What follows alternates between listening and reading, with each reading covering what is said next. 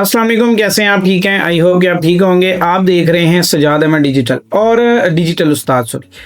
अब बात कर लेते हैं कि हर तरफ इस वक्त शोर है कि आर्ट सीज़न कब आएगा और आर्ट सीज़न कब आएगा, क्योंकि आर्ट सीज़न को लेके कितने ही लोग फंस चुके हैं और अपना फंड डिफरेंट कॉइन्स के अंदर फंसा चुके हैं। मुझे तो यकीन माने कई कॉइन भी ऐसे हैं कि मुझे नाम ही नहीं याद उनके कि जिस जिस कॉइन में लोगों ने पैसा लगाया हुआ है।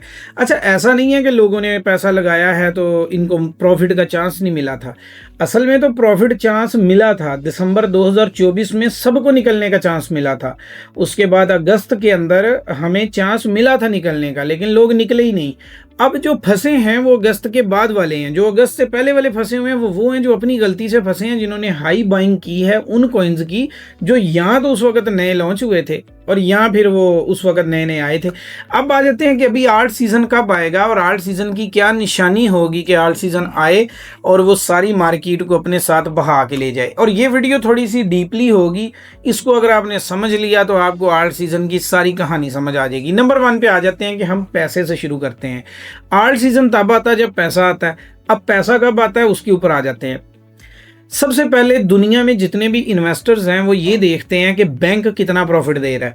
अगर उनको बैंक अच्छा प्रॉफिट दे रहा है तो क्योंकि बैंक महफूज समझा जाता है, गवर्नमेंट के एहसासे में आता है, यानी कि गवर्नमेंट गारंटी की वजह से वो महफूज समझा जाता है, तो ज़्यादातर लोग क्या करते हैं कि पैसा उठा के बैंक में रख देते हैं और उसके ऊपर आने वाला इंटरेस्ट जो है उसके ऊपर प्रॉफिट लेते रहते हैं। मतलब खुद कुछ नहीं करते, बैंक से पैसा लेते हैं और वही खाते पीते रहते हैं। जब बैंक की बस हो जाती है तो फिर बैंक क्या करता है कि रेट कट्स करता है। रेट कट्स किस चीज़ का नाम है? रेट कट्स उस चीज़ का नाम है कि रेट कट्स होते हैं लाइक कि बैंक ने अपनी जो शरह प्रॉफिट की थी उसे कम कर दिया। यानी कि बैंक ने बोला कि अभी जो पैसे हम आपको पहले दे रहे थे हम आपको अब वो नहीं दे पाएंगे। यानी कि हमने अपनी जो शरह सूद थी उसको बिल्कुल ही गिरा दिया। अब जब बैंक से मतलब एक बंदे ने करोड़ रुपये $1 मिलियन रखा है और उसको 1% अगर आ रहा है या 2% आ रहा है तो वो वही लेगा।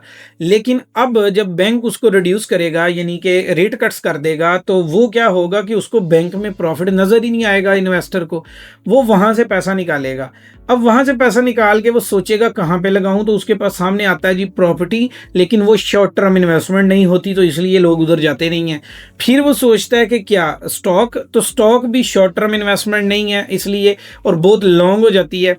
अब कल को बैंक फिर बढ़ा देगा तो मसला हो जाएगा। फिर वो शॉर्ट टर्म इन्वेस्टमेंट करता है। तो शॉर्ट टर्म इन्वेस्टमेंट पूरी दुनिया के अंदर मानी जाती है गोल्ड या क्रिप्टो। अब गोल्ड यानी कि ऐसी कमोडिटीज़ या ऐसी प्रोडक्ट्स जैसे गोल्ड, सिल्वर, चांदी, ये फिजिकल ऐसी प्रोडक्ट हैं जो शॉर्ट टर्म इन्वेस्टर इसको लाइक करता है। शॉर्ट टर्म मतलब 3-4 महीने के अंदर निकलने का चांस मौजूद होता है। तो पैसा जब वहाँ से निकलता है तो वो निकल के यहाँ पे आ जाता है। यानी कि क्रिप्टो को सेकंड, जो क्रिप्टो है ना, इसको रिस्क मार्केट माना जाता है। यानी कि इस जगह पे पैसा लगाना रिस्क माना जाता है इन्वेस्टर की नज़र में। इन्वेस्टर यही समझता है कि अगर मैंने पैसा यहाँ लगाया तो ये रिस्क होगा, तो वो रिस्क की वजह से यहाँ पे पैसा लगाने से गुरेज करता है। तो अब क्या होता है कि बैंक पॉलिसी बदलने से पैसे का फ्लो बढ़ता है, पैसा निकलता है। पैसा निकल के चला जाता है गोल्ड, चांदी, सिल्वर, जो कि आजकल भी हो रहा है। तो उसमें क्या होता है कि पहले वो बाइंग होती है, वहाँ से अच्छा खासा जब प्रॉफिट हो जाता है, जब उनका टॉप लग जाता है तो नए लोग उधर ही फंसे रहते हैं।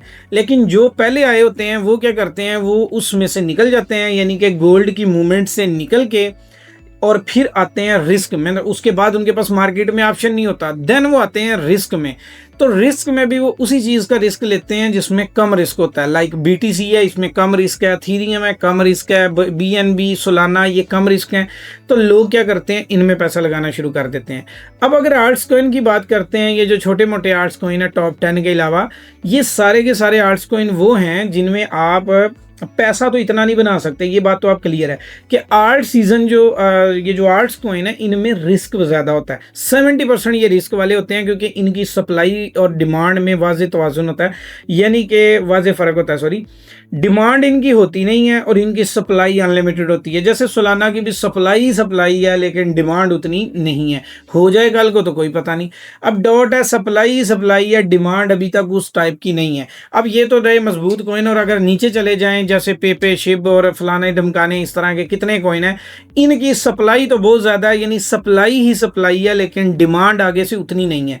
तो फिर क्या होता है कि वहाँ पे लोग पैसा लगाने से डरते हैं। तो जब उनको जो कॉइन्स ओनर होते हैं, जब उनको नज़र आता है कि उनका शेयर बिक ही नहीं रहा, यानी कि ये जो कॉइन है इनका शेयर बिक ही नहीं रहा, तो वो क्या करते हैं, वो स्टेकिंग लगवा देते हैं। यानी कि वो एक्सचेंज के साथ मिलके पूरी कंपेन चलाते हैं आर्ट्स कॉइन के तमाम ओनर्स कि हमारे कॉइन्स जो है ना स्टेकिंग पर रिवार्ड मिलेगा। यानी कि वो जो सप्लाई वैसे आ रही थी ना, अब लोगों को देंगे, यानी रिवार्ड देंगे। तो वो रिवार्ड के नाम पे तमाम लोगों की, किसी की 100 दिन, किसी की 50 दिन, इस तरह से स्टेकिंग लगवा दी जाती है।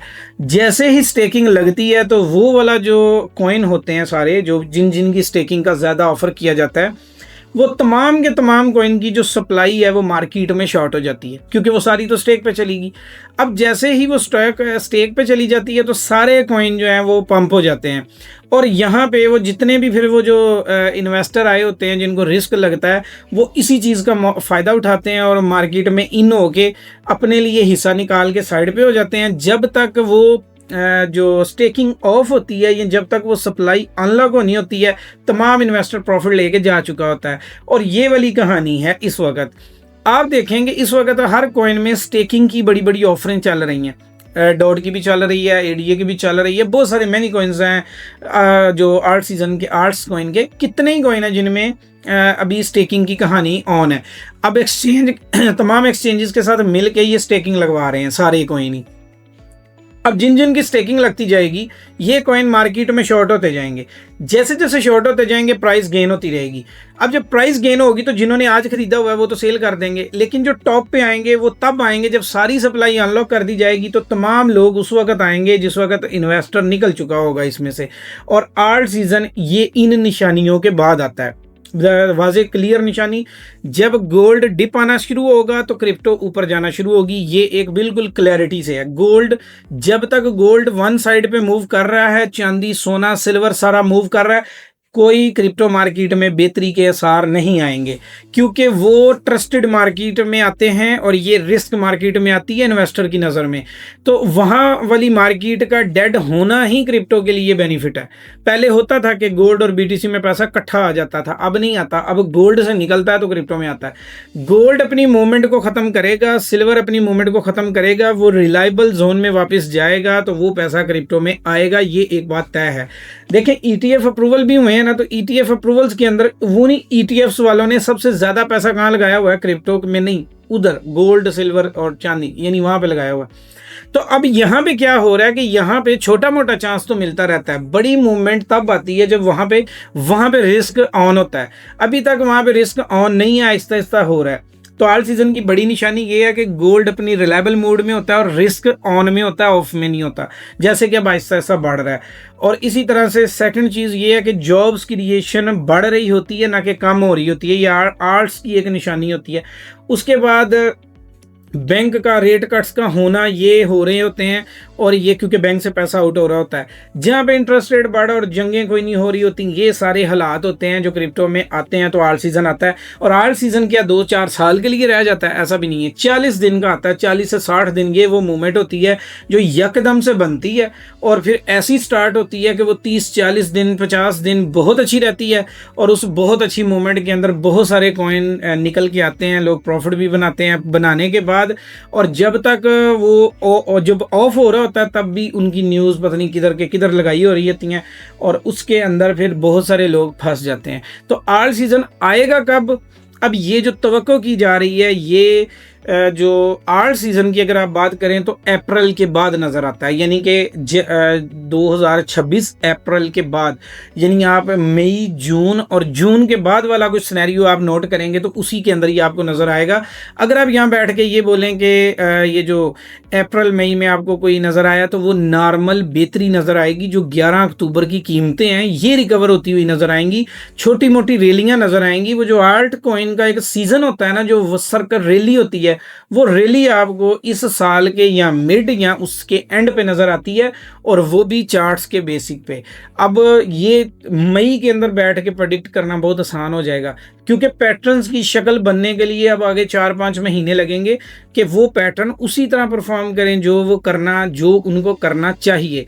तो ये थी आज की वीडियो। तो आई होप कि आपको क्लियर हुआ होगा, और अगर आपको क्लियर हुआ है तो मुझे बता दें कि आपको किस हद तक ये पॉइंट क्लियर हुआ है और ये बात आपको समझ आ गई है। और अगर समझ आ गई है तो आपके इसमें सवाल क्या हैं तो इस वीडियो के नीचे कर दें।